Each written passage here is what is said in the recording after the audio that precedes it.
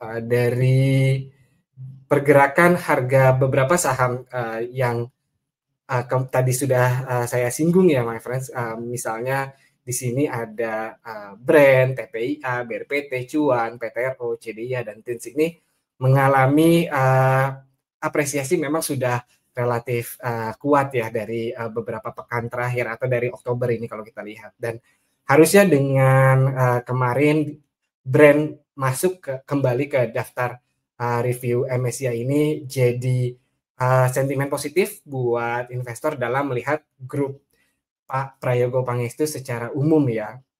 Dan di antara mungkin saham-saham grup Prayogo Pangestu atau yang terkorelasi oleh Pak Prayogo Pangestu, ada dua nih yang relatif masih menarik ya my friends. Kalau kita lihat kan memang TPIA, BRPT, Cuan, dan terakhir Brand kemarin misalnya, itu sudah masuk ke MSCI Global Standard nih. Berarti kita bisa asumsikan mungkin ada sentimen positif yang berasal dari PTRO yang mungkin bisa naik kelas begitu ya my friends.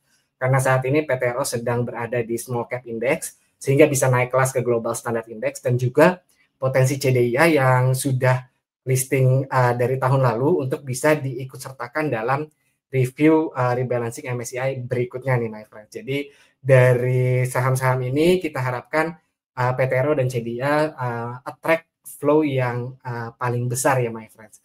Dan kalau kita ukur sebenarnya seberapa kuat potensi ini, mungkin my friends bisa lihat kira-kira apa sih yang bisa jadi sentimen buat PTRO dan CDIA. Kalau kita lihat dari keterbukaan informasi masing-masing emiten, mungkin di sini ada PTRO yang baru mengumumkan bahwa salah satu anak usahanya berhasil secure kontrak ya dengan salah satu kliennya, dan ini bisa jadi sinyal positif buat ekspansi bisnisnya.